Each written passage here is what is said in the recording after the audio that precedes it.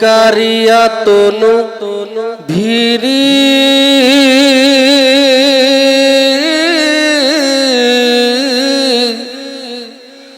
ইয়াতু পতঙ্কাৰে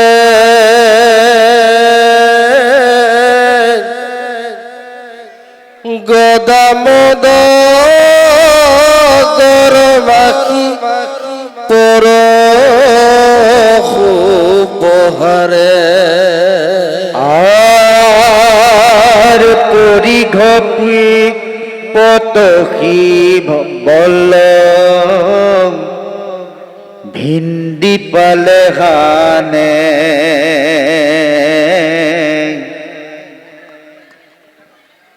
নাৰস তোমাৰ সৰ বৰি শৈশৱ ধানে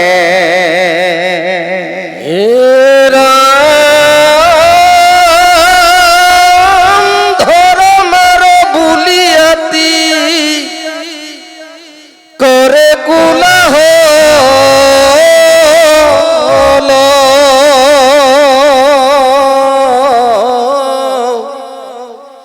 হস্তিশয় সিংহৰৈকৰ নতো হানৈ তাল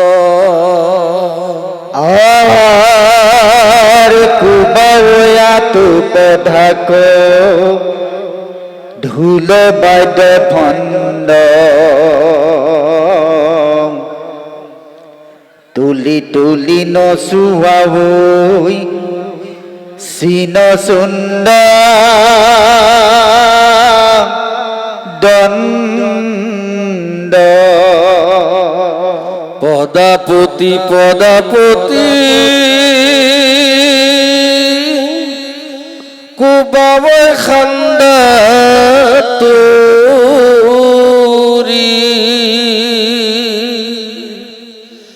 খেদি ঘূৰা ঘূৰা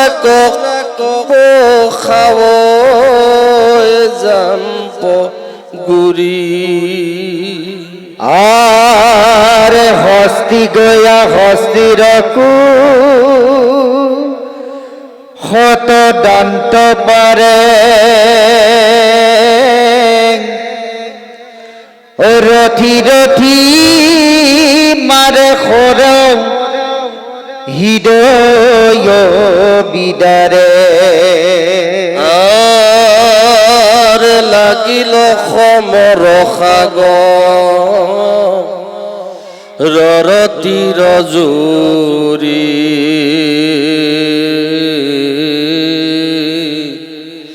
সেনাৰ শুনিতে নদী বৈ বালিব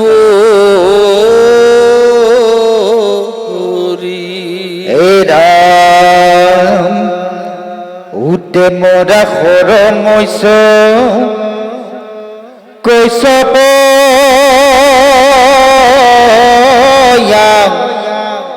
কাৰ ও মিলিল পলয় যেন পজাক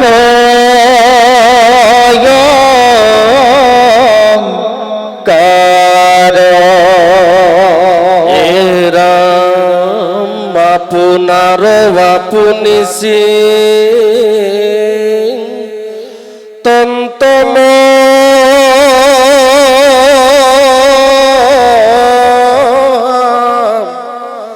মাৰ দোষু দিশে শুনিয়া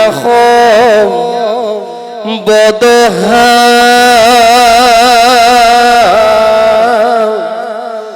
কাৰ এরামে খেনার সমর ইয়াবে এহি মানে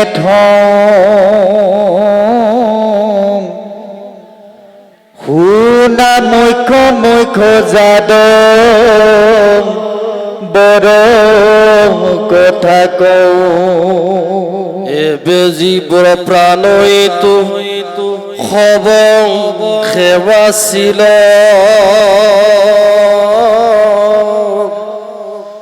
কন্দলর নামে দান্তে উঠে ন লাগিল এরাম কৃষ্ণ রমাই ইয়ায়ে করি ওলে কবুডি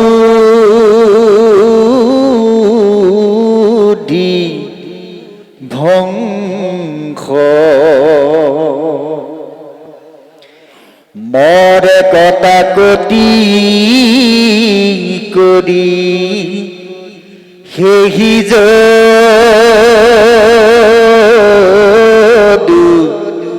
বংশ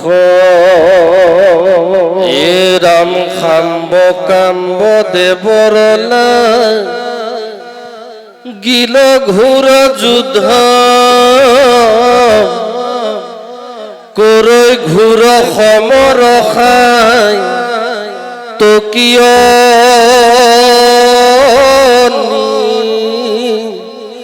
রুদ্ধ উভদ সংগামী জিতে কৰে হুলস্থুল সুমিত সুৰথে ৰথে কৰন্ত মূল এৰা মূল মুকনি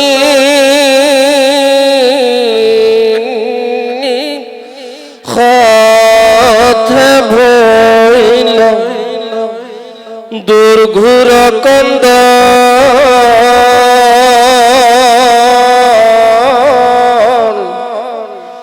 ক্ষতজিত সমে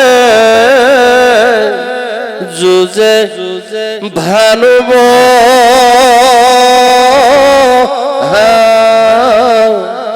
বল এৰাম অকুৰৰ সজিতে ভুজ অপমান বীৰ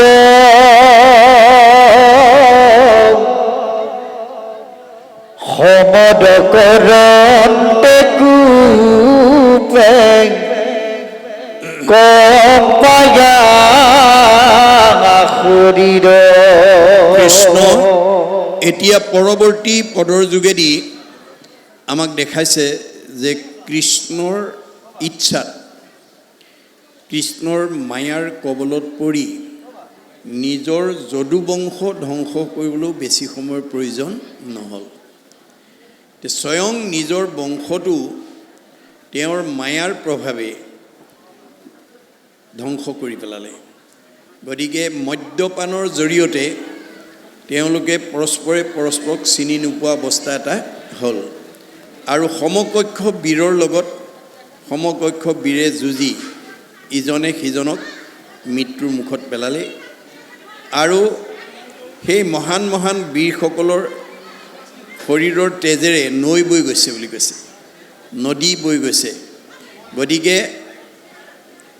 ইয়াৰ পৰা আমি ল'ব লগা বিষয়টো হৈছে যে আমি নিজৰ সমাজখন, আমাৰ পৰিয়ালটো, আমাৰ পৰিৱেশটো আমি ৰক্ষণাবেক্ষণ দিবৰ কাৰণে আমি সদায় তেনেধৰণৰ পৰিৱেশৰ পৰা আমি আমাৰ উঠি অহা প্ৰজন্মক আমি ৰক্ষণাবেক্ষণ দিব লাগিব, যাতে নিচাযুক্ত দ্ৰব্য খাই বিপথে যাতে যাব লগা নহয়। কাৰণ যদুকুলটো ধ্বংসৰ মূলতেই হৈছে সুৰাপান। সুৰাপান কৰি স্বয়ং জগতৰ ঈশ্বৰ কৃষ্ণৰ তেওঁ বংশটো ধ্বংস হৈছে। আমাৰবিলাকো হ'বলৈ কি ডাঙৰ কথা লাগিছে। গতিকে আমি এই পাঠৰ পৰা আমি সেই কথাটোৰ ওপৰত গুৰুত্ব দিব লাগিব আৰু নিচাযুক্ত দ্ৰব্যই যে আমাৰ বিপথে পৰিচালিত কৰে, আমাৰ মতি ভ্ৰম কৰে, তাৰ এটা সুন্দৰ ছবি ইয়াত দাঙি ধৰিছে। এইখিনিলৈকে আমাক কৈছে ইয়াৰ পিছৰ পদে আমাক কি ক'ব আমি আকৌ পুনৰ পদবন্ধে আলোচনা কৰিম বাহক হে ৰাম কৃষ্ণ ভাতৃগণে আৰু কৃষ্ণ পুত্ৰ গদে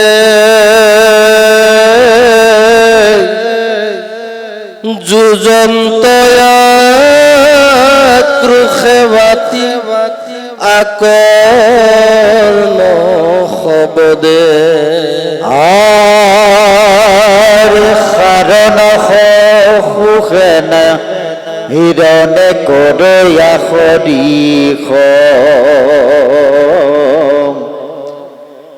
বৰশীয়া সৰে পুৰি লন্ত দসুদি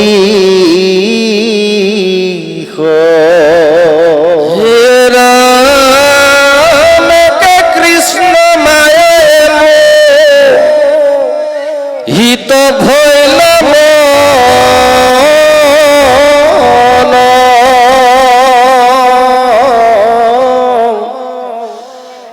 আৰু মতে মত্তবাদী ভৈল তন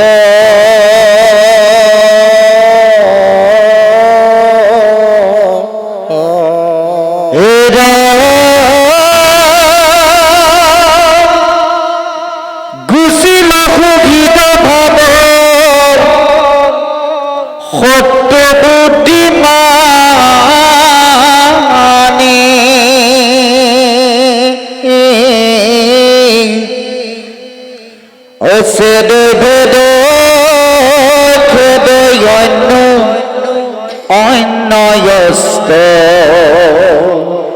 হানি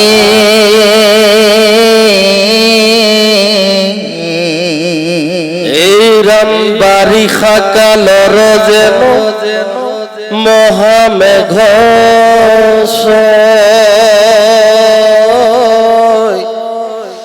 নকৰে বিচ্ছেদসানি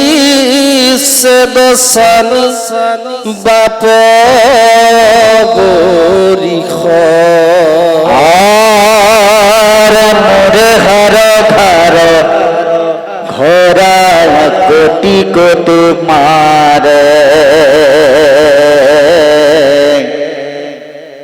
করে খণ্ড খণ্ড মুন্ড মুস্তিরে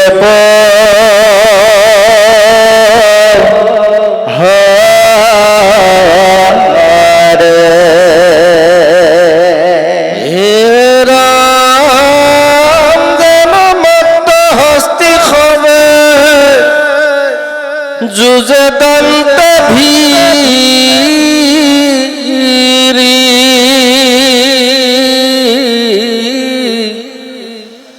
বাদরলে এ রাম বানর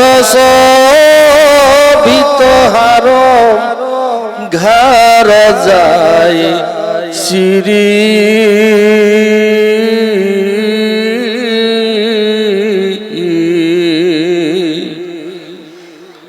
রাম দারুণ দুর্জয় যদু গণর আন্দোলে তল বল করি মহি মন্দল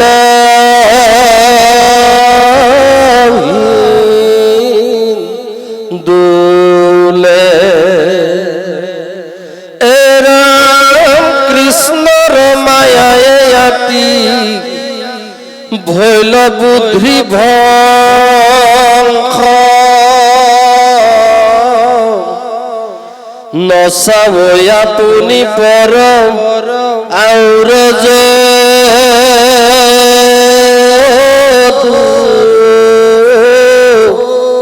বংশ এ ৰাম হৈয়াতি বিশুতি পিতি কপুতে মাৰে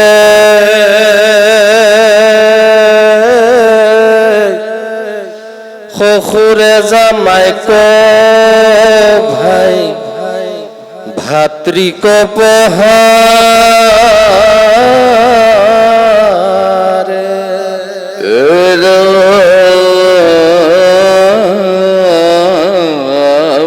চালো কবি নিগমারে ওই আজু কোকোনাটি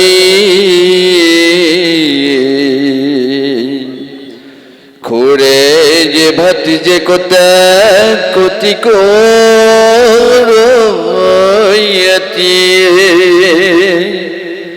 মিত্রে মিত্রে করো যুদ্ধ ভাগিনে মাতুলে খুদর সুহৃদ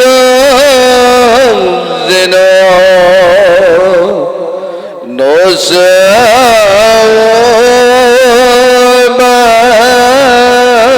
তুলে হেরাম ধুকুয়ালে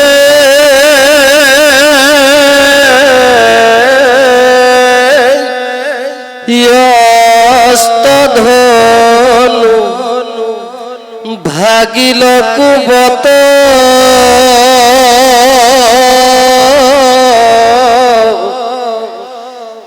না থাকিল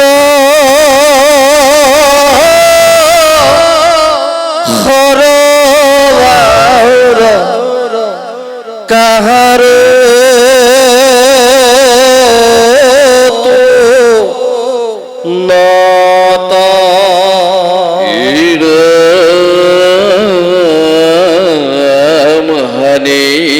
বেকুল লাগি খুঁজি অন্য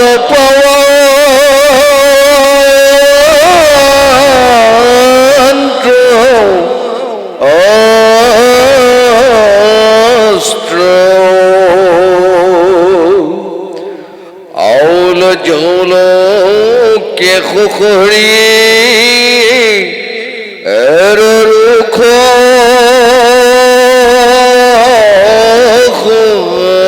বস্ত্র কাহার নাহি কেউর সে তো নগমত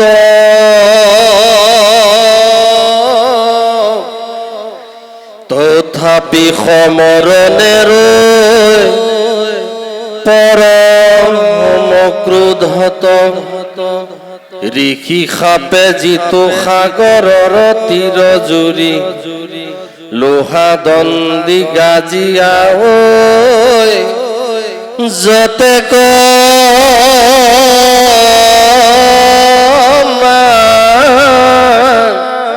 দৌৰি উভৰি প্ৰহৰিতে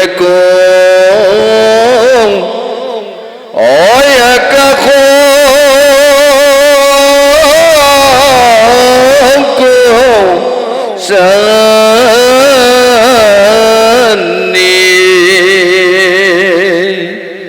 মোৰই কবে কৰি আমাৰ দূৰি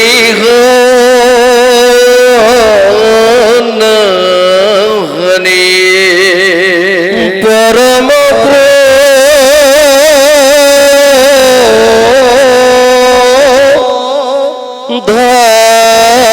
ধতবাদী মহামত ভাবে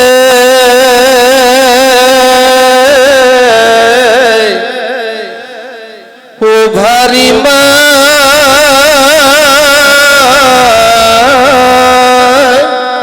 দড়ি ধৰি দোহাতে কোবাৱে কৃষ্ণ এইখিনিলৈকে আমাক পদৰ মাজেদি এটা প্ৰতিচ্ছবি দাঙি ধৰিছে। সেইটোৱে হৈছে যে মদ্যপানৰ লগে লগে তেওঁলোকৰ নিচাযুক্ত হৈ শহুৰেকেও জোঁৱায়েকক চিনি নোপোৱা হৈছে, মোমায়েকেও ভাগিনক চিনি নোপোৱা হৈছে, খুৰাকে মানে দদায়েকক ভতিজাকক চিনি নোপোৱা অৱস্থাৰ সন্মুখীন হৈছে। যাৰ কাৰণে ইজনে সিজনক অস্ত্ৰৰে হানি মৃত্যুদণ্ড দিছে। অৱশেষত যেতিয়া তৃণত শৰ নাইকিয়া হৈ গ'ল, তেতিয়া অৱশেষত সেই ঋষিৰ সাপত এই লোহাৰৰ গুৰিবিলাক ঢৌৱে নি যি পাৰত পেলাই মাদুৰী গজি আছিল, সেই মাদুৰীবিলাক উভালি লৈ তেওঁ ইজনে সিজনক প্ৰহাৰ কৰিবলৈ আৰম্ভ হ'ল। গতিকে যদুগণ অভিশপ্ত হৈ আছিল। ঋষি সমষ্টক এয়া আগৰ পাঠত আমাক দেখুৱাই থৈ গৈছে যে ঋষিৰ শাপত অভিশপ্ত হৈছিল। যদুগণৰ লোকসকলে ঋষিসকলক উপহাস কৰিছিল।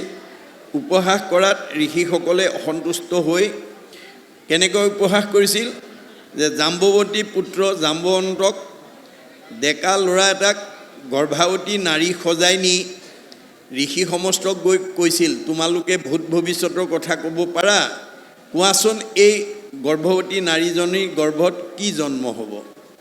অৰ্থাৎ এটা মতা ল'ৰাক মাইকী মানুহ সজাই গৰ্ভাৱতী নাৰী সজাই যদুগণৰ ডেকাবিলাকে ঋষিসকলক উপহাস কৰিছিল।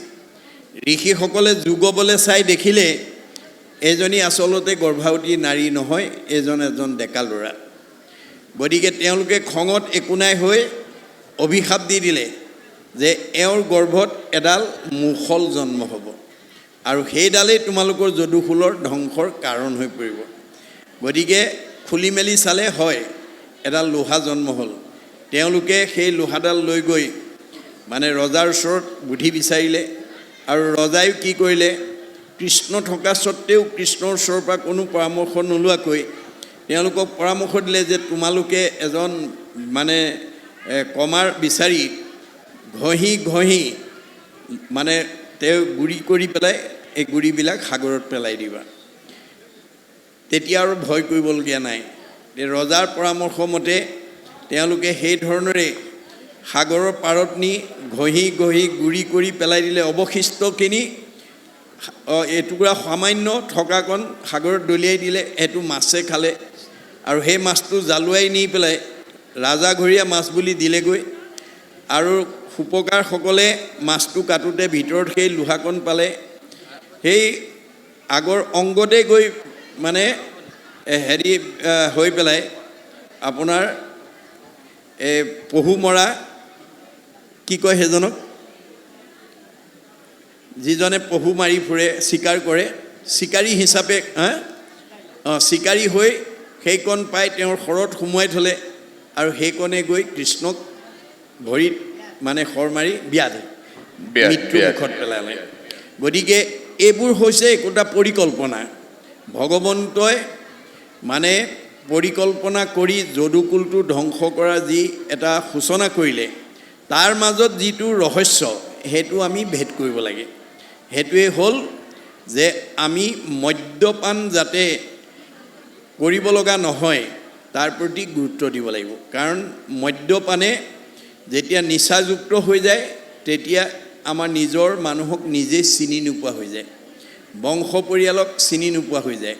গতিকে যিটো নিচাৰ যুগত তেওঁলোকে শহুৰেকে জোৱায়েকক, জোৱায়েকে শহুৰেকক, খুৰাকে ভতিজাকক, ভতিজাকে খুৰাকক এনেকৈ অস্ত্ৰ সানি মৃত্যুৰ মুখত পেলাইছে। ইয়াৰ এটা সুন্দৰ ছবি দাঙি ধৰিছে। ইয়াৰ পৰৱৰ্তী পদে কি ক'ব আমি আকৌ পুনৰ পদবন্ধে আলোচনা কৰিম। ভাব ৰাম শৰীৰত পাৰৈ যে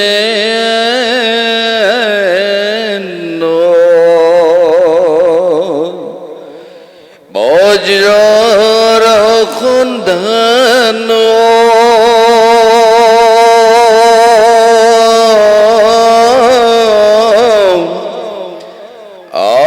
বিমূৰ্ছিত যদু গণেশলৈ প্ৰাণ অপৰমধুৰ জয় যদু বিৰয়নি বাৰ নৰ হয়ে কুকুবে প্ৰাণতা সম্বাৰ মিহিমত তে মৰৈ কৰি গোত্ৰত বিবাদ দেখি আমি লীলবল্ল ভদ্ৰৰ বিষাদ বিধি কিনো আখি ভৈল বুদ্ধি ভ্ৰংশ গোত্ৰতে বিবাদ কৰিয়ে মৰৈ যদু বংশ এ রাম রাম রাম কৃষ্ণর মায়ায় বলো ভৈলা বিমোহিত কুলয় ক্ষয় দেখিয়া কুলয় কর চিত্ত কৃষ্ণ কবুলন্ত ইতু কমনে অন্যায় আগতে বংশে মৰয় কিয় আশা মুঠা ঝন্তে ভাঙ্গু গয়া কন্দল দুর্ঘুর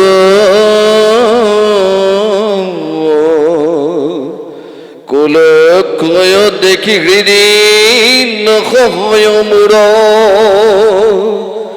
বলো রবসনে কৃষ্ণ সারিলন্ত গাও পখিলাম হুয়া আকুল ভাব এর যুদ্ধ বুলি হাত কৌঠাই হবা কুবান ধন্তরাম কৃষ্ণ দুয়ো ভাই হে খাম কামদেৱ গদয় নিৰুদ্ধ আপোনাৰ মাজতল গাইলা কেনে যুদ্ধ শত যিটো কথ খাদ্য কৃষু সেন কিয় কটা কাটি কৰি মৰা বাউল যেন বংশত মহন্ত হেৰাও অক্ৰূৰ অখুৰাই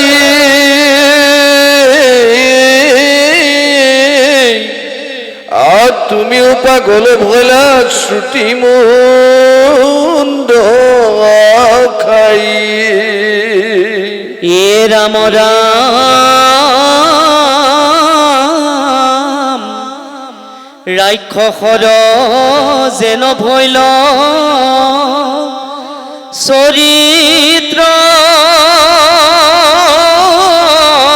তোমাৰ আপোনাৰ আপোন নিচিন তিলাম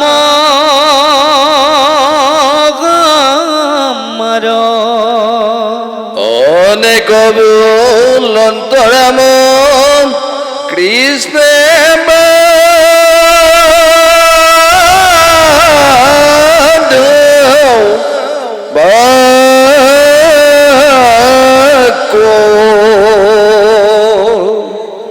কাল গ্রাখি লেখকে হু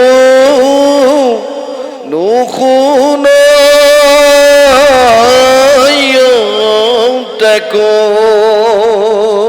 ও রাম রাম অধিকে উধাইল ক্রোধ শুনি বাধাবাণী ও রাম কৃষ্ণক মারি বাক খোজয়ানি জানি মোহ খঙ্গে যদুগণে করয়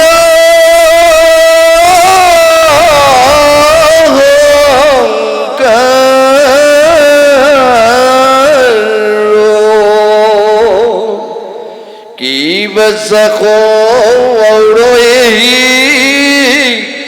ডুগুতে কে মারো কৃষ্ণ এতিয়া পৰৱৰ্তী পদৰ যোগেদি আমাক দেখুৱাইছে যে যদুবংশৰ মাজত যি কাজিয়া হৈছে বা মাৰপিট হৈ ইজনে সিজনক মাৰিছে সেই সময়ত কিন্তু কৃষ্ণ বলোৰাম তাত উপস্থিত আছে বলোৰামে নিজৰ বংশ পৰিয়াল চকুৰ আগতে যেতিয়া ইজনে সিজনক মাৰিছে তেতিয়া তেওঁ কৃষ্ণক গৈ কৈছে তুমি কিয় এনেকৈ বহি আছা উঠা আমি তেওঁলোকৰ কণ্ডল ভাঙি দিওঁ গতিকে এইটো এটা আমাৰ স্বাভাৱিক এটা নীতি বা সদাচাৰ ওপৰত এটা দৰ্শন দিছে কি যে আমাৰ বংশ পৰিয়ালেই হওক ওচৰ চুবুৰীয়াই হওক কাৰোবাৰ মাজত কণ্ডল লাগিলে জনাসকলে অকণমান তেওঁলোকক এৰুৱাই দিয়া বা বুজোৱাৰ এটা আমাৰ থাকিব লাগে বা বুজাব লাগে এইটো এটা স্বাভাৱিক গুণ গতিকে বলোৰামৰ কথা মতে কৃষ্ণই গৈ যেতিয়া তেওঁলোকক এৰুৱাব খুজিলে বা কণ্ডলটোৰ পৰা তেওঁলোকক আঁতৰাব বিচাৰিলে যিহেতু তেওঁলোক নিচাযুক্ত হৈ আছে মদ্যপান কৰি যিহেতু তেওঁলোক নিচাযুক্ত হৈ আছে গতিকে তেওঁলোকে স্বয়ং কৃষ্ণ বলোৰামকো মান্যতা নিদিলে বৰংচ তেওঁলোককো মাৰিবৰ কাৰণে আগবাঢ়ি আহিল গতিকে এয়া হৈছে ধ্বংসৰ এটা সূচনা যেতিয়া মানুহৰ ধ্বংস হ'ব হয় তেতিয়া মানুহে সৎবুদ্ধিবিলাক নুশুনে সৎবুদ্ধিকো তেওঁলোকে বেয়া বুলিয়ে ভাবে গতিকে কৃষ্ণ বলোৰামেও তেওঁলোকক এৰুৱাব খোজোতে তেওঁলোকে কিন্তু এৰুৱাৰ পৰিৱৰ্তে বা খাম কটাৰ পৰিৱৰ্তে বৰংচ তেওঁলোককো আক্ৰমণ কৰিবলৈ আগবাঢ়ি গৈছে এইখিনিকে আমাক দেখাইছে দেই পদে দেখুৱাই আছে ইয়াৰ পিছত কি ক'ব আমি আকৌ আলোচনা কৰিম বাহক ৰাম ৰাম একে মধ্যে মত আৰু ক্ৰোধে অন্ধ ভৈল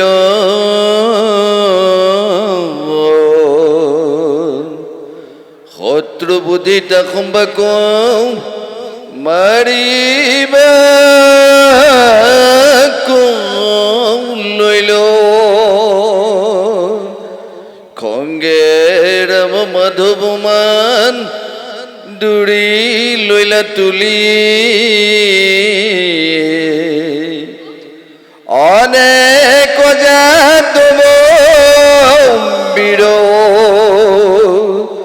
মাৰিলে মূলি ই কৰিয়া দুপাশ যদু গণক কুবাই অব্যুহৰ বজাইলাল ৰিয়াদু ভাই অৰাম মৰৈ কুবা কুবি কৰি সবংখে মৰে সাগৰ কল্লোল যেন কুম্ভীৰ মগৰে পৰম কল্লোল কৰাই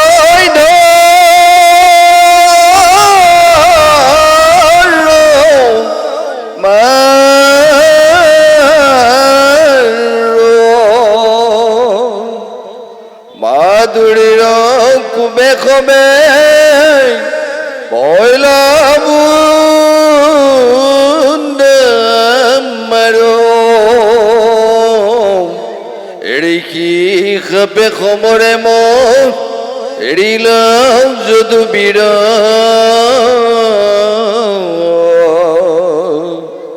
ঢাকিলে কমৰা খোৱাই সাগৰ তীৰ ৰাম ৰাম নিশবদৰণ স্থলী জনে কোন ৰৈল যেন জল পৰিঘূৰ অগণি মাইল নাখিল যাদৱ প্ৰজা পৰিয়েকে ধিক অমৃত কদ খৱে শুভৈ ৰণধৰণী ক তেজে তল বল জল বদন মণ্ডল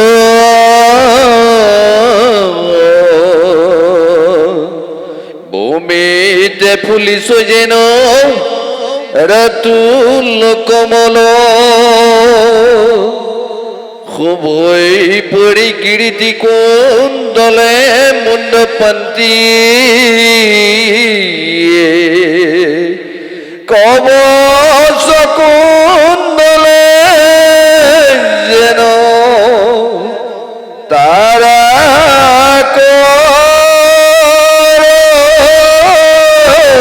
কান্তি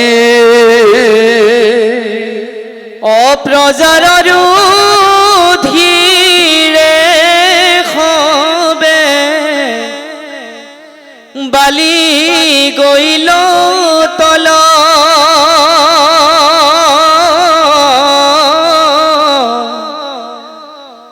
দেখি শুনি তময় সাগৰৰ জল ৰাম ৰাম জুৰিল পৃথিৱীখণ্ড অপৰিমৰ হৈ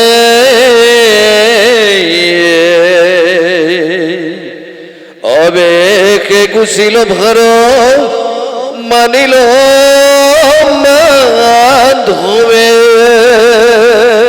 অৰামে বল ভদ্ৰে দেখিয়া দূৰ ঘূৰ কুলক্ষয় মিলিল বৈৰাগ্য আউৰ নখহে হৃদ ৰাম কৰন্ত ক্ৰন্দন ৰামে মৃত কোকচাই কমল নেত্ৰ নিৰ ধাৰে বহি যায় হে ৰাম ৰাম এ হৰি হৰি দৈৱ বিধি কি ভৈল কপাল আমাথেৰ বংশ কলা গিল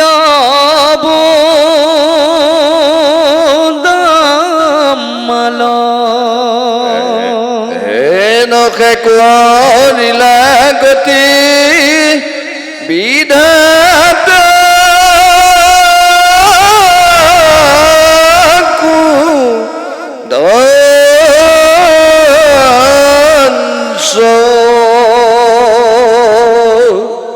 পিণ্ড কজলক লাগি নথাকি খঞ্চ এ ৰাম ৰাম ৰাম ৰাম একৈ একৈ বীৰ যেন মহেন্দ্ৰ পৰাই এক তিলে কাল ৰহা তত ভইল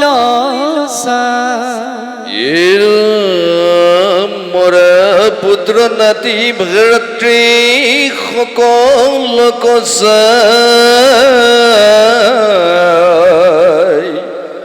কৰন্ত সন্তাপে আতি বিলাপ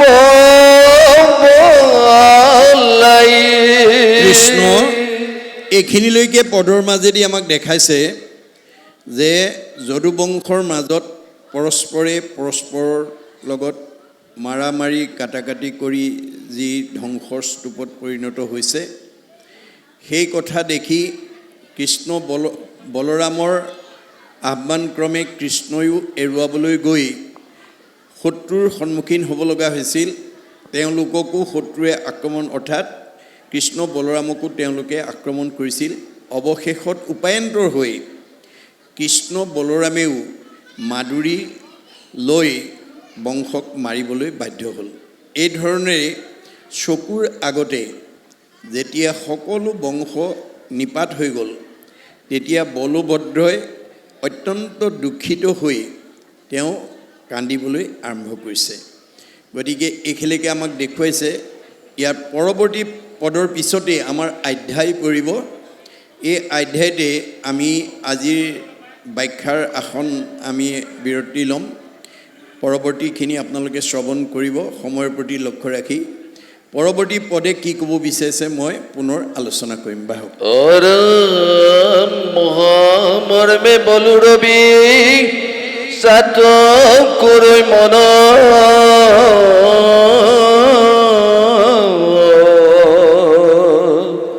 সবংশে মৰিল কি কৰ জীৱন এ ৰাম ৰাম সাগৰৰ তীৰত তব শিলা পদ্মাসনে নিৰোধিলা বায়ু বলো সমাধি কমনে নাৰায়ণ ৰূপত কৰিলা মন থিৰ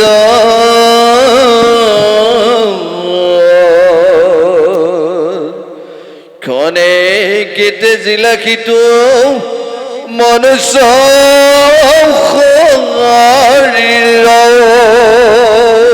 এ মূৰ্ধাস্ফুট কৰিয়াও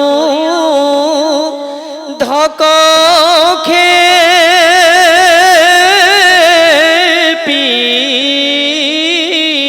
প্ৰাণ শুক্ল সৰ্পৰূপে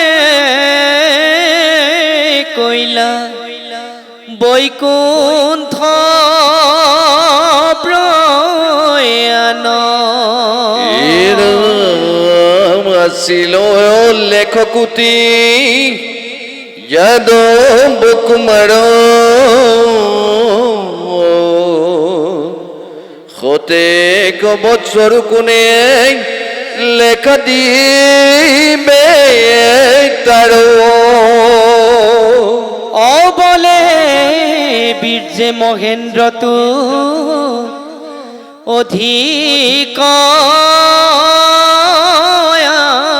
আছিল কালে সংহৰণতে ক তিলু ন লাগিল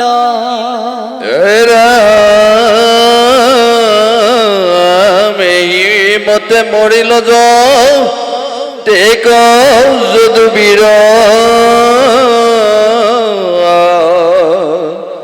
ৰোহিণী তনয় যেবে তেজিল শৰীৰ একে স্বৰ ভৈলা কৃষ্ণ নাহিকে সহায় কৰন্ত বিলাপে সুকে কৈ গৈলা ভয়া কমল নত্ৰৰ নিৰম অপৰৈ সৰসৰী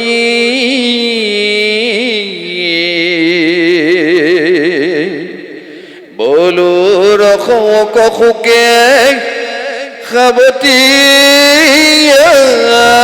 ধৰি হে ৰাম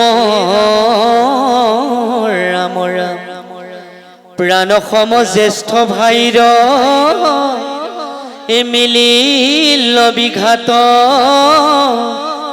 আউৰ কাক দেখিয়া বংশীবুদাৰ কাত হৰি হৰি দৈৱ কিনো মিলিল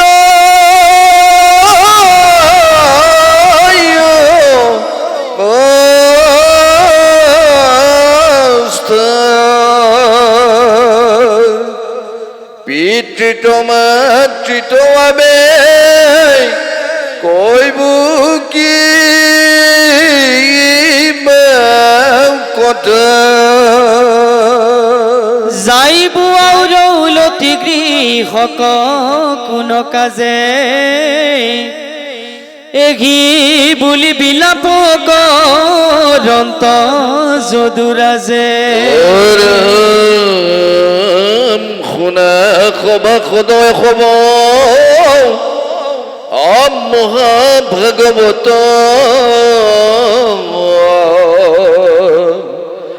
নাহি একো বঢ়াইতো কালৰ হাতত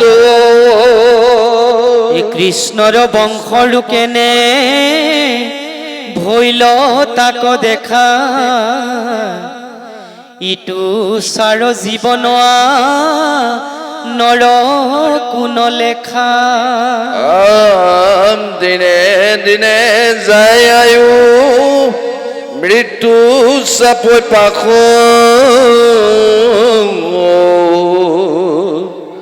আৰু কিমান সহিবা এৰাই তো আখ হাতে বাতে মিলৈ আখি কৈত বামৰণ কৃষ্ণৰ চৰণে লৈও সতৰে শৰণ এৰাম নিজ আত্মাত প্ৰিয়তম অপৰম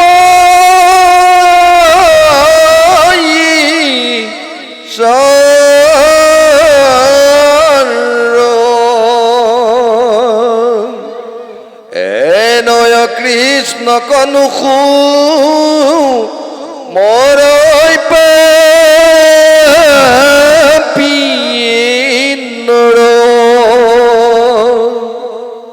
আৰাম কুচিত বিষয় সুখ তাহাৰ নিদানে অমৃত কতে যি যেন মোৰ বিষ পানে ৰাম ৰাম ভকতি কতে যি কৰয় আনক প্ৰবন্ধ নলৈবা তাহাৰ সংগ সিখিনি জন্ধ চকু যেন আচন্তে কণাৰ পথে যায় অৱশ্যে খালত পৰৈ দৈবে বাধা নাই জানি সততে লৈও সন্তৰ সংগতি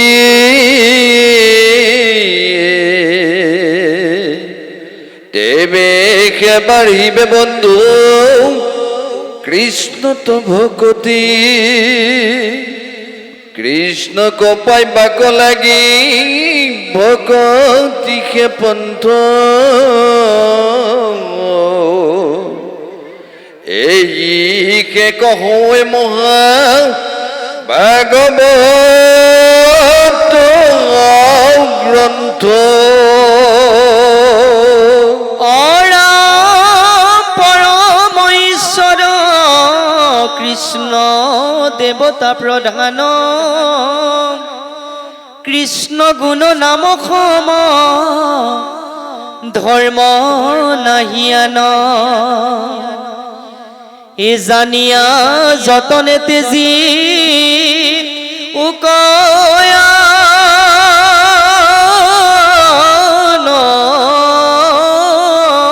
কাম কৃষ্ণ কৃষ্ণৰ কি কৰে কহে বোলা ৰাম ৰাম হৰি ৰাম ৰাম ৰাম ছবি আমাৰ এইখিনিলৈকে কৃষ্ণ বৈকুণ্ঠ প্ৰয়াণৰ মাজেদি আমাক যিখিনি কথা দেখুৱালে শেষৰ এই পদৰ মাজেদি আমাক দেখুৱাইছে যে কৃষ্ণ জগতৰ ঈশ্বৰ হ'লেও তেওঁ মনুষ্যৰূপে অৱতৰিত হৈছে। তেওঁ মনুষ্যৰূপে অৱতৰিত হৈ মনুষ্যৰ যিখিনি স্বধৰ্ম তাৰ এটা প্ৰতিচ্ছবি ইয়াৰ মাজেদি দেখুৱাইছে যে তেওঁৰ জ্যেষ্ঠ ভাতৃ বলৰামে চকুৰ আগতে যেতিয়া মানে পিণ্ড দিবলৈও কোনো এজন নথকাকৈ সমস্ত পৰিয়ালৰ মাজতেই বংশৰ মাজতেই নিজেই যুদ্ধ বিগ্ৰহ কৰি নিজেই মাৰামাৰি কৰি কাটাকাটি কৰি সমস্ত যেতিয়া নিধন হৈ গ'ল, সমস্ত পৰিয়াল যেতিয়া শেষ হৈ গ'ল, বলোৰামে শোকত অধীৰ হৈ তেওঁ পদ্মাসনত বহি ছয়চক্ৰ ভেদ কৰি যুগবলে তেওঁ প্ৰয়াণ হ'ল, বগা সৰ্পৰূপে বৈকুণ্ঠলৈ গতি কৰিলে। অৱশেষত শ্ৰীকৃষ্ণয়ো জ্যেষ্ঠ ভাতৃৰ মৰাৰ পিছত তেওঁ শোকত অধীৰ হৈ পৰিলে আৰু মইনো এতিয়া পুনৰ দ্বাৰকালৈ গৈ পিতৃ মাতৃক কি ক'ম এইবুলি তেওঁ অত্যন্ত দুখত মানে বিষাদিত হৈ কান্দিবলৈ ধৰিছে। এইখিনিলৈকে আমাক দেখুৱাইছে। ইয়াৰ মাজেদিয়ে মহাপুৰুষ গুৰুজনাই সঞ্জীৱনী স্বৰূপ আমাক উপদেশ বাণীৰ দ্বাৰা আমাক কি ক'ব বিচাৰিছে আমি তাৰ ওপৰত অলপ আলোচনা কৰিম। এতিয়া কৈছে যে শুনা সভা সদ হব মহাভাগৱত নাহি একো বঢ়া ইটো কালৰ হাতত। কালৰ হাতত কাৰো মানে ৰক্ষা নাই, সকলো বিনাশ হ'বই। কৃষ্ণৰ বংশৰো কেনে ভৈলা তাক দেখা ইটো চাৰ জীৱন আনৰ কোনো লেখা। যে স্বয়ং জগতৰ ঈশ্বৰ কৃষ্ণৰ বংশৰো কেনেকৈ বিনাশ হৈছে দেখিছা, আৰু সাধাৰণৰ কথানো কি ক'ম। অৰ্থাৎ আমাৰ দৰে সাধাৰণসকলৰ কাৰণে এইটো কোনো এটা ডাঙৰ কথা নহ'ব। দিনে দিনে যাই আয়ু মৃত্যু চাপৈ পাশ আউৰ কি মনুষ্য হুইবা এৰা ইটো আশ। সূৰ্য উদয় আৰু অস্ত যোৱাৰ লগে লগে আমি এদিন এদিন মৃত্যুৰ ফাললৈ আগবাঢ়ি গৈ আছোঁ। এই কথা কিন্তু আমাৰ বহুসকলে উপলব্ধি নকৰে। সেইকাৰণে আমাৰ সমাজত এতিয়া সৰহসংখ্যক মানুহ সদায় জীয়াই থাকিম বুলি ভাবে। সদায় জীয়াই থাকিম বুলি ভবা মানুহে নিজৰ সুখৰ কাৰণে আনক হিংসা কৰিবলৈ, আনক অন্যায় কৰিবলৈ, আনক ঠগ প্ৰবঞ্চনা কৰিবলৈ কুণ্ঠাবোধ নকৰে, কিয়নো তেওঁলোকে সদায় জীয়াই থাকিম বুলি ভাবে। কিন্তু আমাৰ ভাগৱতে কৈছে আমি আয়ুস দিনে দিনে আমাৰ গৈ আছে। সূৰ্য আৰু উদয় আৰু অস্ত হোৱাৰ লগে লগে আমি দিনে দিনে মৃত্যুৰ ফালে আগবাঢ়িছোঁ। গতিকে এই কথা জানি আমি কৃষ্ণত ভকতি কৰি জীৱনটো জীয়াই থাকোঁতে যাতে শান্তি, মৰিলে সদ্গতি পাওঁ তাৰ কাৰণে আমি ব্যৱস্থা কৰিব লাগিব। ইয়াৰ বিপৰীতে আমি যাতে কাকো হিংসা অন্যায় কৰি নিজৰ সুখৰ কাৰণে যাতে আনক দুখ দিব লগা নহয়, এইটোৰ প্ৰতি গুৰুত্ব দিব দেই। কাৰণ আপুনি কাক দুখ দিব, চবতে ভগৱান আছে। আনক দুখ দিয়া মানে আপোনাৰ পাপ হ'ব, আৰু পাপ হোৱাৰ লগে লগে আপোনাৰ জীৱনলৈ দুখ দুৰ্গতি নিজেই নামি আহিব। আপুনি দুখ দুৰ্গতি বিচাৰিব নালাগে, দুখ দুৰ্গতিহে আপোনাৰ ঘৰ বিচাৰি আহিব। আপুনি সুখ বিচাৰিব নালাগে, সুখে আপোনাৰ ঘৰ বিচাৰি আহিব। আপুনি কৃষ্ণক বিচাৰিব নালাগে, কৃষ্ণই আপোনাৰ ঘৰ বিচাৰি আহিব। যিখন ঘৰত ঈশ্বৰৰ নাম পুৱা গধূলি চলিব, সেইখন ঘৰলৈ কৃষ্ণ আহিব। এইটো হৈছে ভাগৱতৰ দৰ্শন। যেই নাম সেই হৰি জানা নিষ্ট কৰি, নামৰ সংগ নচৰান্ত হৰি। আমি সুখ বিচাৰিব নালাগে, সুখ আমাৰ ঘৰলৈ আহিব। আমি যেতিয়া পৰৰ উপকাৰৰ কৰ্মবিলাক কৰিম তেতিয়া আমাৰ পুণ্য হ'ব, আৰু পুণ্য হোৱাৰ লগে লগে আমাৰ জীৱনলৈ সুখ শান্তি নামি আহিব, আৰু জীৱই পৰম গতি লাভ কৰিব। জীয়াই থাকোঁতে সুখ ভোগ কৰিব আৰু উত্তৰণ হ'ব, মৰিলে সদগতি লাভ কৰিব। এই তথ্য আমাক দি আছে। গতিকে আমাৰ এই কথা নজনাসকলে নিজৰ সুখৰ কাৰণে আনক দুখ দি পেলাই আনন্দ লভিব বিচাৰে। তেনেকুৱা স্বভাৱ যদি কাৰোবাৰ আছে, আজি ইয়াতে এৰিব। কাৰণ আনক দুখ দিয়া মানে আপুনি দুগুণ দুখৰ সন্মুখীন হ'ব লাগিব। আনক দুখ দি মই কেতিয়াও সুখত থাকিব নোৱাৰোঁ, কাৰণ সকলোতেই ভগৱন্ত আছে। সেইকাৰণে নিজৰ সুখৰ কাৰণে যাতে আনক দুখ দিব লগা নহয়, নিজৰ পৰিয়ালটোৰ সুখৰ কাৰণে যাতে কাষৰ পৰিয়ালটোক দুখ দিব লগা নহয়, নিজৰ সমাজখনৰ কাৰণে যাতে আন এখন সমাজত আমি দুখ দিব লগা নহয়, তাৰ প্ৰতি আমি গুৰুত্ব দিব লাগিব। যাৰ কাৰণে সৰ্বপল্লী ৰাধাকৃষ্ণনে এটা মন্তব্য দি থৈ গৈছে। কি বুলি কৈছে? We need not cut down the tree to gather the fruits. আমি এজোপা গছৰ ফলকেইটা পাবৰ কাৰণে গছজোপাৰ গুৰিটো কাটিব নালাগে। In order to perfect human society, it is not necessary for us to destroy the family or the nation. আমাৰ নিজৰ পৰিয়ালৰ সুখৰ কাৰণে কাষৰ পৰিয়ালটোক, নিজৰ সমাজখনৰ সুখৰ কাৰণে আন এখন সমাজক যাতে আমি দুখ দিব লগা নহয়, কাৰণ সকলোতে ভগৱান আছে। এই তথ্যখিনি আমি অৱগত কৰিব লাগিব, আমি জানিব লাগিব। আৰু তাৰপিছত কৈছে যে হাতে বাটে মিলৈ আহি কৈতবা মৰণ, কৃষ্ণৰ চৰণে লৈও সত্ৰৰ শৰণ। গতিকে ওপৰত আকৌ ক'লে, দিনে দিনে যাই আয়ু মৃত্যু চাপৈ পাশ, আওৰকি মানুহ হুইবা এৰা ইটো আশ। ভগৱানে কৃপা কৰি 3 বাৰলৈকে আমাৰ নৰ জন্ম দিয়ে বুলি শাস্ত্ৰত উল্লেখ আছে। 3 বাৰ নৰতনু দেন্ত ৰংগ কৰি, তৰিব লোকত মুখে হৰি নাম স্মৰি। ভগৱানে কৃপা কৰি 3 বাৰলৈকে মানুহৰ জন্ম দিয়ে। তেনেকুৱা উদাহৰণ কেইবাটাও আছে। জয় বিজয় 3 বাৰ জন্ম হৈছে, মানে নাৰদ 3 বাৰ জন্ম হৈছে, জৰভৰ 3 বাৰ জন্ম হৈছে। এনেকুৱা বহুত কিছুমান উদাহৰণ আমাৰ আছে। গতিকে মহাপুৰুষ শংকৰদেৱে কৈছে, এইটোৱেই 3 নম্বৰ বাৰ বুলি ভাবি আমি আজিৰ দৰে ভক্তি পথলৈ অৱহেলা কৰিব নালাগিব। হেন জানি ভকতিত তেজিও আলাস, আওৰকি মনুষ্য হুইবা এৰা ইটো আশ। আকৌ মানুহৰ জন্ম লৈ ভক্তি কৰি মুক্তি পাম, এই আশাটো নকৰিবা। এইটোৱে শেষ বাৰ বুলি তোমালোকে আজিৰ দৰে অনুষ্ঠানলৈ আহি আমি যাতে ভক্তি আহৰণ কৰি, ভক্তিয়ে আমাক কি দিব? জীয়াই থাকোঁতে শান্তি দিব। ধন টকা পইচা পকা ঘৰে আমাক শান্তি দিব নোৱাৰে। 10টা পকা ঘৰ, 10খন গাড়ী মটৰ থাকিব পাৰে, আপোনাৰ শৰীৰটো ৰোগমুক্ত নহ'বও পাৰে।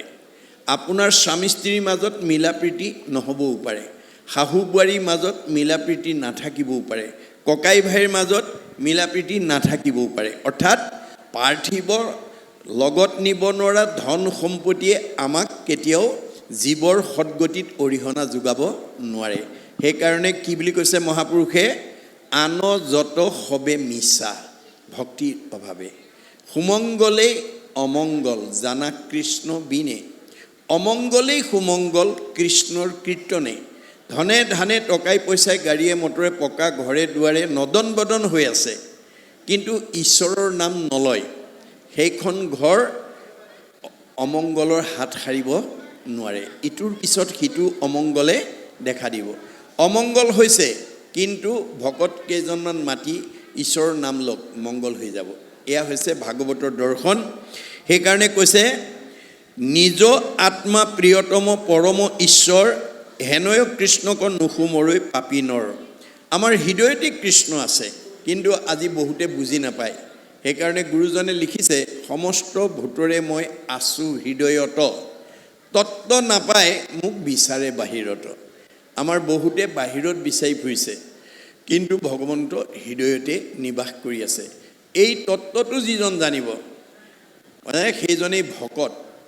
যে ভকতৰ তিনিটা আখৰৰ গুণ ভ শব্দে ভগৱন্ত ভৱ বিমোচন ভজন ভক্তিত তুষ্ট হুৱন্ত সিজন ক শব্দে কৃষ্ণভোজী পবিত্ৰ পৰম আত্মাক দেশন্ত কৃষ্ণ সমস্ত দেশম ত শব্দে তৰণৰ উপায়ী শৰণ হৃদয় মধ্যত দেখে কৃষ্ণৰ চৰণ তাকেহে বুলিও ভকত জানিবা নিশ্চয় নিজে তৰি কুলকো উদ্ধাৰ কৰে আপোনালোকৰ ঘৰত যদি এজন তিনিটা আখৰৰ গুণ বিশিষ্ট ভকত থাকে তেওঁ নিজেও তৰিব পৰিয়ালটোকো উতৰাব আৰু যদি এজন অভকত থাকে তেওঁ নিজেও মৰিব পৰিয়ালটোকো মাৰিব এই তথ্য আমাক দিছে তাৰপিছত কৈছে কুৎসিত বিষয় সুখ তাহাৰ নিদানে অমৃতক তেজি যেন মৰৈ বিষপানে আমি যাতে অমৃতময় কৃষ্ণ কথা এৰি বিষস্বৰূপ বিষয়ক যাতে সাৱটি ধৰিব লগা নহয় কাৰণ গুৰুজনে কৈছে বিষয় সুখৰ কাৰণে আমি নৰজন্ম ধৰিব নালাগে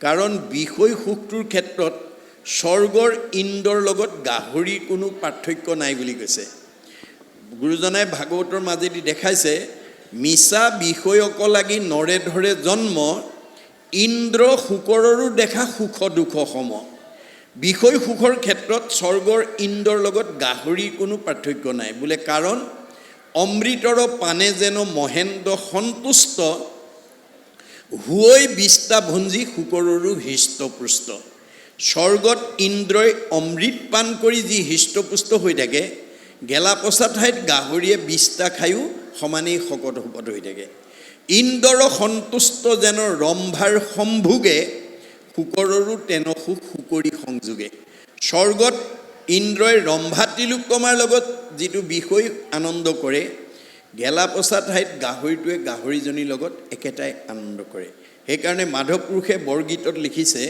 বিষয়ৰ সুখ শুকৰি সংগে পায় হৰিপদ সেৱা নৰতনু বিনে নাই এতিয়া আমি মানুহৰ জন্ম পাই বিষয়ৰ প্ৰতি যাতে ধাৱমান নহওঁ কিয়নো কাম ক্ৰোধ লোভ মোহ উত্তম বিষয় ইহাক চেদিলে হইব দৃঢ় পৰিচয় আমি এই বিষয়বিলাকৰ পৰা নিজক অঁতৰাই আনিব লাগিব কাম ক্ৰোধ লোভ মোহে মোহিত সকল নাপাইবে উদ্ধাৰ সখী সত্যে যাইবে তল তেওঁ উপায় বোলে উপায় এটা আছে কাম ক্ৰোধ লোভ মোহ বিষয় আক্ৰোশে নুচুয় মূৰ ভকতক একো দুখে আমি যদি ভগৱন্তৰ ভকত হ'ব পাৰোঁ এইবিলাক দুখে আমাক স্পৰ্শ কৰিব নোৱাৰে ভকত কেনেকৈ থাকে পদুম ফুলৰ দৰে থাকে ভকতৰ ভাৱনা কি কাছৰ সদৃশ পদুম ফুলৰ বৈশিষ্ট্য কি বোকা পানীতে জন্ম কিন্তু বোকা পানীয়ে তাক লিপ্ত কৰি ৰাখিব নোৱাৰে বোকা পানীৰ পৰা সদায় নিৰ্লিপ্ত হৈ থাকে সন্ত মহন্ত ভক্ত বৈষ্ণৱসকল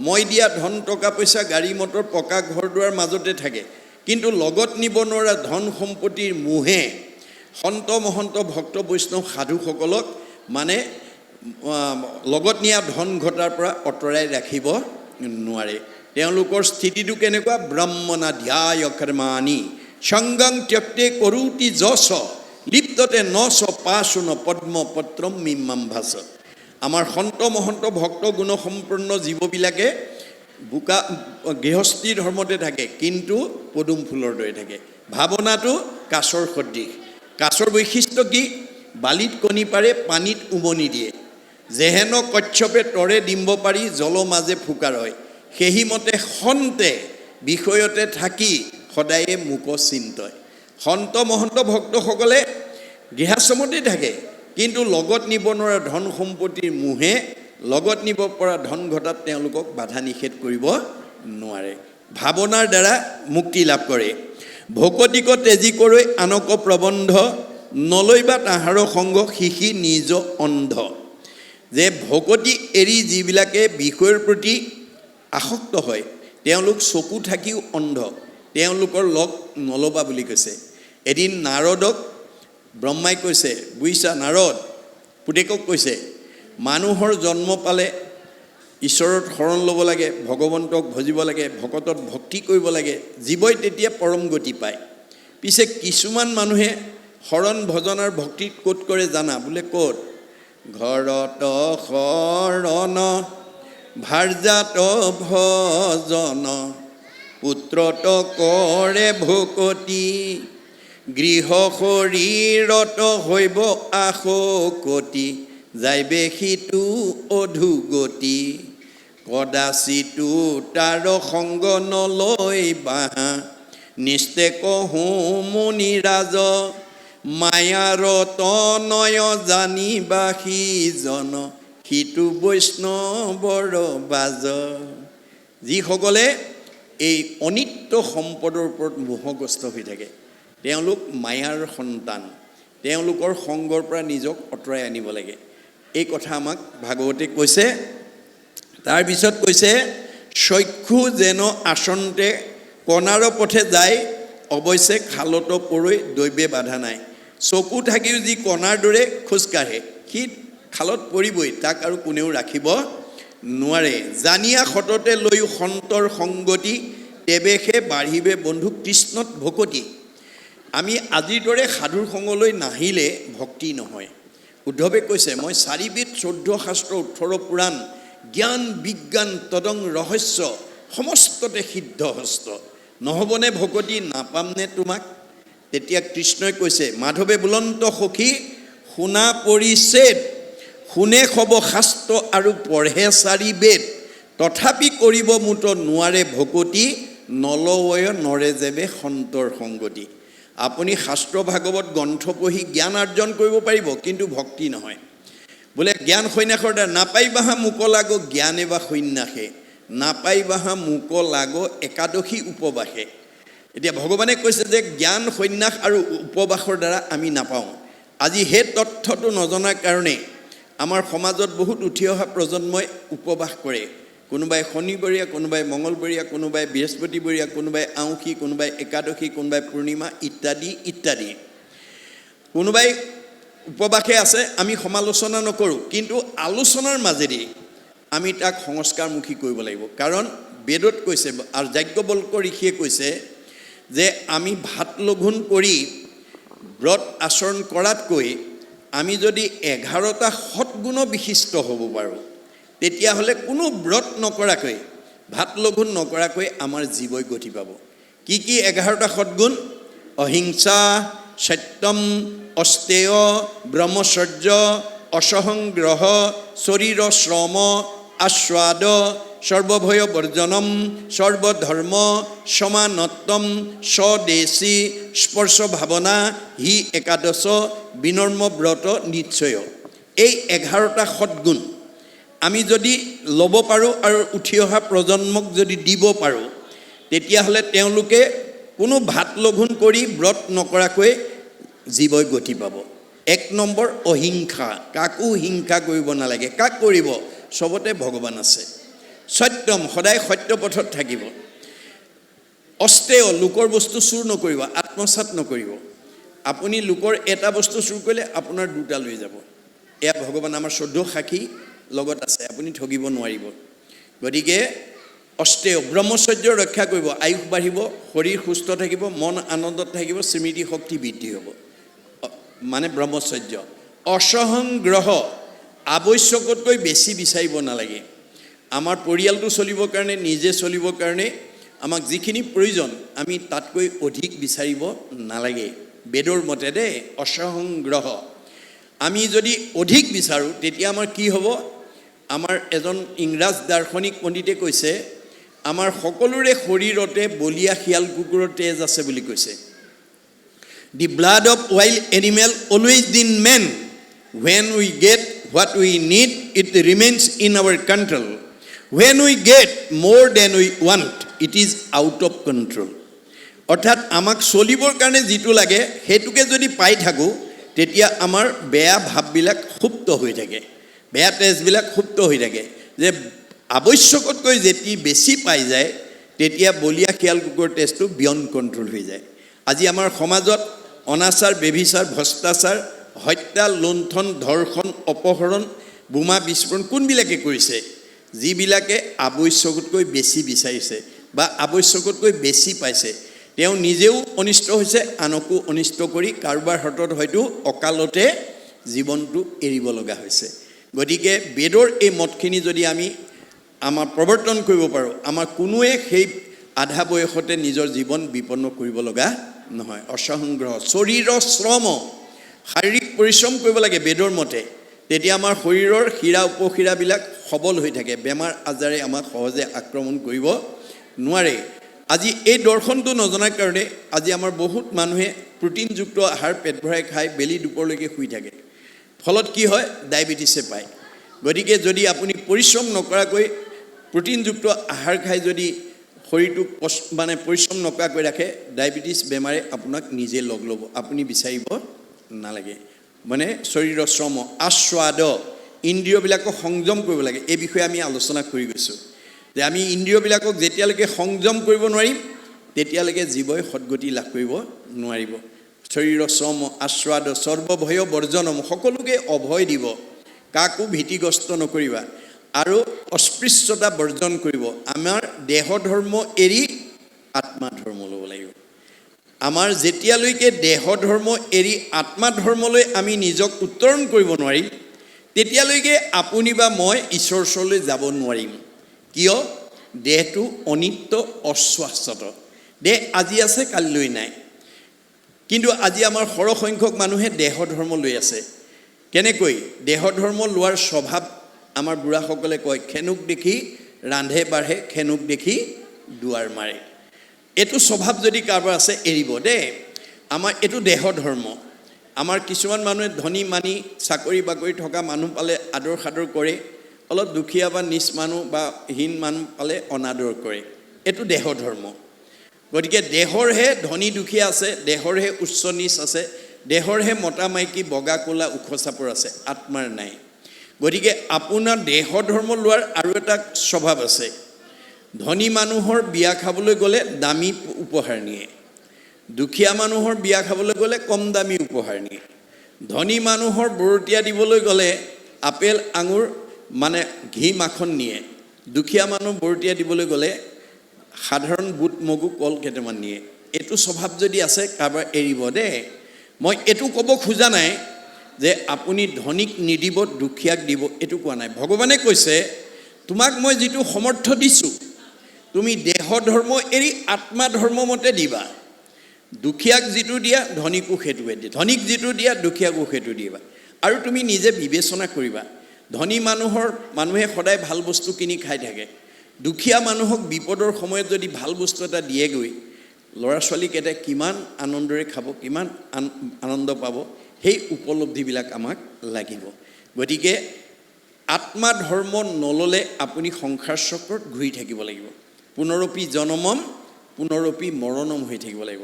গতিকে আমাৰ গুৰুজনাৰ দৰ্শনটো হৈছে আমি আত্মা ধৰ্ম ল'ব লাগিব। গতিকে যেতিয়ালৈকে বিনাশী ধৰ্ম এৰি অবিনাশী ধৰ্মলৈ আমি নিজক উত্তৰণ কৰিব নোৱাৰিম তেতিয়ালৈকে আমাৰ কৰ্মফল আমি ভোগ কৰি থাকিব লাগিব, অহা যোৱা কৰি থাকিব লাগিব। কাৰণ দেহ ধৰ্মলৈ অৰ্থাৎ মায়া ধৰ্মলৈ, অনিত্য অশ্বাশ্বত ধৰ্মলৈ আমি কেতিয়াও ঈশ্বৰৰ ওচৰত যাব নোৱাৰোঁ। এই তথ্য দি আছে দেই। তাৰপিছত কৈছে যে জানিয়া সততে লৈও সন্তৰ সংগতি, তেৱেশে বাঢ়িব কৃষ্ণ বন্ধু কৃষ্ণত ভকতি, কৃষ্ণক পাইবাৰ লাগি ভকতিহে পন্থ, ইহাক কহে গীতা ভাগৱতৰ গ্ৰন্থ। এতিয়া কলি যুগৰ মানুহে আমি কৃষ্ণক পোনপটীয়াকৈ পাব নোৱাৰোঁ। কেনেকৈ পাম? ভক্তিৰ মাজেদি পাম। আৰু এই ভক্তিটো ক'ত কৰিব লাগিব? ভকতত ভকতি দানে অৰুগুৰু দায়া তনয় অধিক বুলি কৈছে। আমি ভকতৰ প্ৰতি শ্ৰদ্ধা আমাৰ নিজৰ জন্ম দিয়া ল'ৰা ছোৱালীকেইটাতকৈও ভকতৰ প্ৰতি শ্ৰদ্ধাটো বেছি হ'ব লাগে। আৰু এতিয়া স্বয়ং বৈকুণ্ঠপতি কৃষ্ণ আহি কাৰো ঘৰত কাৰো সমাজত ল'ৰা ছোৱালীকেইটা পঢ়া শুনাত ভাল হওক, পৰীক্ষা ভাল হ'ব, ঘৰখন মংগল হ'ব বুলি ক'বলৈ নাহে। কোন আহিব? হৰিৰ মূৰ্তিক হৰি ভক্তক দেখিবা, শক্তি অনুৰূপে তাৰ প্ৰীতি আচৰিবা, সমস্ত ভূততে আছে ভগৱান, সেহি ভাবি সবাকো কৰিবা বহুমান। আমাৰ সকলোকে আমি মান্যতা দিব লাগে। কুকুৰৰ চিগাৰিল গদৰ ভৰু আত্মাৰাম। দেহটোহে কুকুৰ মেকুৰী গাহৰি, আত্মাটো নহয়। কৰ্মফলেহে কুকুৰ মেকুৰী হৈ আছে, তাত আমাৰ হাত নাই। গতিকে দেহবিলাক কেৱল চিনি পাবৰ কাৰণে সৃষ্টি কৰিছে। দেহবিলাকৰ একোটা একোটা নাম দি থৈছে। আমি নামটো চাই কওঁ এইটো কুকুৰ, এইটো মেকুৰী, এইটো গাহৰি, এইটো বাঘ, এইটো সিংহ ইত্যাদি। আমাৰো দেহবিলাকৰ নাম এটা এটা হৈ আছে, প্ৰত্যেককে নাম এটা এটা দি থৈছে। কিয়?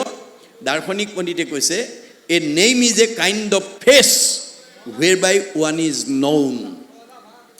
আমাৰ দেহত নামটো দিছে কেৱল চিনি পাবৰ কাৰণে আমি দেহটো নামটো চাই কওঁ এওঁ যাদৱ এওঁ মাধৱ এওঁ কল্পনা এওঁ মাধৱী নামটো আত্মা নহয় দেহটো আত্মা নহয় আমাৰ দেহৰ পৰা যিনা নামধাৰী দেহটোৰ পৰা আত্মা ওলাই যাব সেইদিনা আমাৰ দেহটো কাষ্ঠ যেন থাকিবে ক মাটিত পৰিয়া হেন দেহ আপোনাৰো বুলাকি লাগিয়া আজি আমাৰ বহুতে দেহকে আত্মা বুলি ভাবে নামটোকে আত্মা বুলি ভাবে এয়া হৈছে আমাৰ ভ্ৰম এয়া হৈছে মায়া গতিকে এই মায়াৰ পৰা আমি নিজক মুক্ত কৰিব লাগিব পৰম ঈশ্বৰ কৃষ্ণ দেৱতা প্ৰধান কৃষ্ণ গুণৰ নাম সম ধৰ্ম নাহি আন এটো ৰাজা ধৰ্ম বুলি কৈছে দেই ভগৱন্তৰ নামেই হৈছে ৰাজা ধৰ্ম গতিকে এটো ধৰ্মত কোনো নিয়ম বান্ধি দিয়া নাই মানে ঈশ্বৰৰ নাম ল'বলৈ কোনো নিয়ম বান্ধি দিয়া নাই হৰি নাম কীৰ্তনত নাহিকে নিয়ম একো এতেকে হে ধৰ্ম মাজে সাৰ গতিকে এটো সাৰ্বজনীন সনাতন ধৰ্ম মহাপুৰুষে দিছে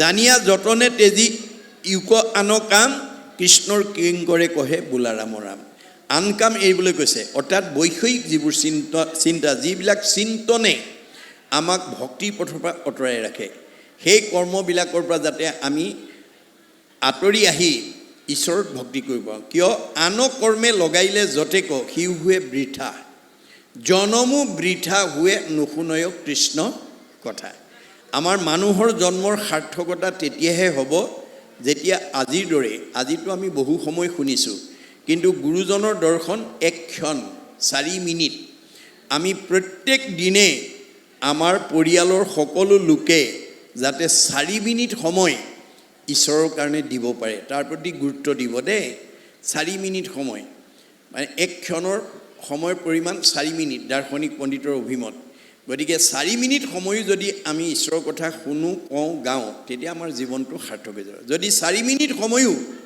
আমাৰ ঈশ্বৰৰ কথা শুনিবলৈ ধৈৰ্য বা সময়ৰ অভাৱ হয় তেতিয়া আমাৰ এই দেহ ৰথখন ভালকৈ নচলিব না মানে অৰ্জুনক উদ্দেশ্যি কৈছে সাৰথীৰ কহুভেদ লোৱাটাৰ পৰিছেদ আনে নজানয় মহামতি যিগোটা যে মহাৰথী ৰথেশ্বৰী কৰাগতি ৰথ কোনো চলাৱে সাৰথী হে অৰ্জুন তুমি যিখন ৰথত উঠি মহাৰথী হিচাপে যুদ্ধত অৱতীৰ্ণ হৈছা কৰ্মত অগ্ৰগতি হৈছা সেই ৰথখন মই পৰিচালনা কৰি আছোঁ সৰ্বতো সময়তে মনত ৰাখিবা অৰ্জুনক কোৱাৰ চলৰে আমাক কৈছে অৰ্জুনৰ ৰথখন যদি কৃষ্ণই পৰিচালনা কৰিছে আমাৰ ৰথখন কোনে পৰিচালনা কৰিছে আমাৰ ৰথখনৰ নাম কি দেহ ৰথ ঘোঁৰা মন ইন্দ্ৰী প্ৰাণ সেনাগণ বিষয় অৰণ্য ভৈলতাৰ মানে আমি এতিয়া বিষয়ত ইমান বিমুগ্ধ হৈ আছোঁ যে যিজন থকাৰ কাৰণে আমি চকুৰে দেখিছোঁ কাণেৰে শুনিছোঁ মুখেৰে খাইছোঁ হাতেৰে কৰিছোঁ ভৰিৰে গৈছোঁ অৰ্থাৎ জীয়া মানুহ হৈ আছোঁ যিজন হৃদয়ত থকাৰ কাৰণে আমি জীয়া মানুহ হৈ আছোঁ সেইজনৰ কথা শুনিবলৈ আজি আমাৰ বহুতৰ সময় নাই আজৰি নাই অৱকাশ নাই এতিয়া অৰ্জুনক কৈছে তোমাৰ ৰথখন ভালকৈ নচলিব দেই ঘূনে ধৰিব কেনেকৈ অৰ্শ গুল্ম পিত্ৰ কেঁচুমৰীয়া মূৰৰ বিষ পেটৰ বিষ দাঁতৰ বিষ কঁকাল বিষ ভৰি বিষ কাৰ কি আছে আৰু আমাৰ শৰীৰত যদি কিবা ৰোগে আক্ৰান্ত কৰিছে তাৰ কাৰণে মনক দায়ী কৰি থৈছে মনে পাপ কৰে যায় লাগয় জীৱত সেইকাৰণে জীৱে দুখ ভুঞ্জ সংসাৰত এতিয়া আজিৰ দৰে অনুষ্ঠানলৈ আহি আমি যাতে মহাপুৰুষ গুৰুজনাই সমস্ত বেদ বেদান্তৰ সাৰ ব্যাকৃত সংস্কৃত ভাগৱত আমাৰ অসমীয়ালৈ তৰ্জমা কৰি আমি অতি প্ৰাঞ্জল ভাষাৰে বুজিব পৰাকৈ যি অৱদান দি থৈ গৈছে এই কাৰ্যসূচীটো আপোনালোকে নেৰিব আপোনালোকে শতবাৰ্ষিকলৈকে আগুৱাই নিয়াৰ প্ৰচেষ্টা কৰিব আপোনালোকে মাত্ৰ ভাবিলেই হ'ল দেই ভাবেন লভতে সৰ্বম ভগৱন্ত চবৰে হৃদয়তে আছে এনেকুৱা ভাল আঁচনি আমি ল'ব লাগিব কাৰণ নামঘৰটো হ'লেই নহ'ব ইয়াত আমি ঈশ্বৰৰ চৰ্চা কৰিব লাগিব ইয়াত আমি জন্ম দিয়া ল'ৰা ছোৱালীবিলাকক আমাৰ গীত নৃত্য অভিনয়ৰ দ্বাৰা কৃষ্ণৰ গুণানু চৰিত্ৰ দেখাবৰ কাৰণে আমি পৰিৱেশ দিব লাগিব এয়া আমাৰ দায়িত্ব এয়া আমাৰ সচেতনসকলৰ দায়িত্ব গতিকে আপোনালোকে ভাগৱতৰ আদৰ্শৰে যদি আমাৰ গাঁওখন সমাজখনক আমি আগুৱাই নিব পাৰোঁ তেতিয়াহ'লে এইখন গাঁৱলৈ কেনেকৈ সম্প্ৰীতি আহিব আপোনালোকে তেতিয়াহে বুজি পাব কাৰণ এইটোৱেই ধৰ্ম বুলি কৈছে ধৰ্ম আৰু বেলেগ নহয় মানে মহাপুৰুষ সৰ্বপল্লী ৰাধাকৃষ্ণনে কৈছে dharma is that which bind society together. ধৰ্মটো সেইটোৱে যি সমাজখনক একতাৰ দোলেৰে বান্ধি ৰাখিব পাৰে। But which divide society breaks it up into parts and makes people fight one another is adharma. আপুনি পৰমানন্দ প্ৰাথমিকৰ বাহিৰৰ পৰা দেখিছে এঘৰ মানুহ ধনে ধানে টকাই পইচাই গাড়ীয়ে মটৰে পকা ঘৰে দুৱাৰে ব্যৱসায় বাণিজ্যই নদন বদন হৈ আছে। ভিতৰলৈ গৈ দেখিলে শাহুৱেকৰে বোৱাৰীকৰে মাতবোল নাই, ককাই ভাইৰ ইজনৰ প্ৰতি সিজনৰ সদ্ভাৱ নাই, স্বামী স্ত্ৰীৰ মনোমালিন্য। সেইখন অধৰ্মী পৰিয়াল। পৰমানন্দ প্ৰাথমিকত ডাক্তৰ আছে, ইঞ্জিনিয়াৰ আছে, অফিচাৰ আছে, প্ৰবক্তা আছে, অধিবক্তা আছে, বুদ্ধিজীৱী জ্ঞানী মানি বহুত উচ্চপদস্থ বিষয়ত চাকৰি কৰা লোকে ভৰি আছে। কিন্তু ইজনক দেখিলে যদি সিজনে মুখখন সিফালৈ ঘূৰাই দিয়ে তে এইখন অধৰ্মী সমাজ। ই ব্ৰহ্মাৰ ভুৱন হ'লেও ইয়াত বসবাসৰ যোগ্যতা নাই বুলি ভাগৱতে কৈছে। তাকো আমি আমূল পৰিৱৰ্তন আনিব পাৰিম কেনেকৈ? এই নদীখন বোৱাব লাগিব। ভাগৱতত কৈছে কৃষ্ণ নাম কীৰ্তনৰ নদী নাই জিঠানত, ভকতৰ সংগ জড়িত নাই, ব্ৰহ্মাৰ ভুৱন ভৈলেও অপবিত্ৰ সিটো আতি, যোগ্য নোহে থাকিবে তথাই। ধনে ধনে উপচি থাকিলেও যদি সম্প্ৰীতি নাই, মিলা প্ৰীতি নাই, সেইখন গাঁও কেতিয়াও বসবাসৰ যোগ্য হ'ব নোৱাৰে।